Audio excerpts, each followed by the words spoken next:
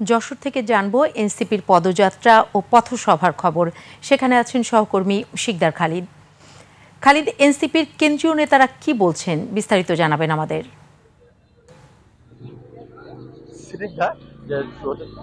আজ যেটা প্রথম, আজ সকাল থেকে সকালে যেটা জাতীয় নাগরিক পার্টির আয়োজনে তাদের যে পদযাত্রার যে প্রথম আয়োজনটা ছিল, যে যারা শহীদ এবং শহীদ হয়েছেন তাদের পরিবার এবং যারা আহত হয়েছেন, যে তাদের সাথে একটা মত বিনিময় সভা তারা করেছেন যশোরের একটি অভিজাত হোটেলে।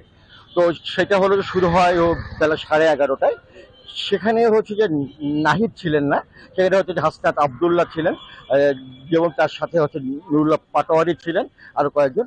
তো সেখানে মূল বক্তব্যটি রাখেন যে হাসনাত আবদুল্লাহ।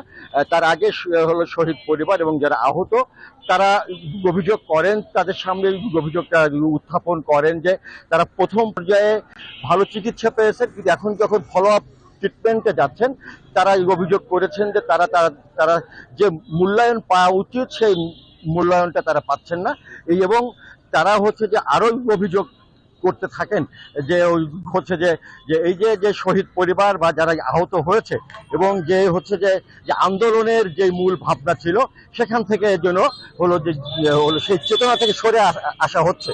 তো সেইটার জবাবে যে যে আপনার যখন বক্তব্য রাখেন হাসনাত আবদুল্লাহ, তিনি যে প্রথম সূত্রটাই বলেন যে যে আশায় বা যেই স্বপ্নে এই সংগ্রাম, এই ফ্যাসিজম সংগ্রামটা হয়েছে, জুলাই আন্দোলন হয়েছে, আগস্ট আন্দোলন হয়েছে, তারা প্রাপ্তিতে এসে 1 বছর পর সেই প্রাপ্তি তাদের পূরণ হচ্ছে না।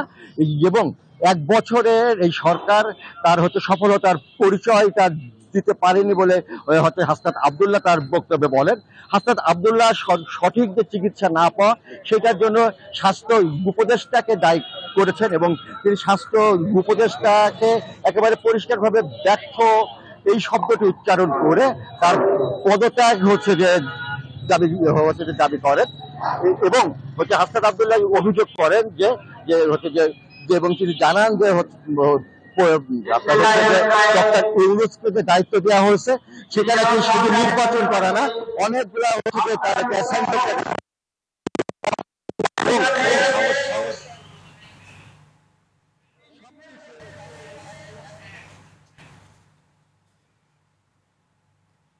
ধন্যবাদ শিকদার খালিদ। যাচ্ছি পরের সংবাদে।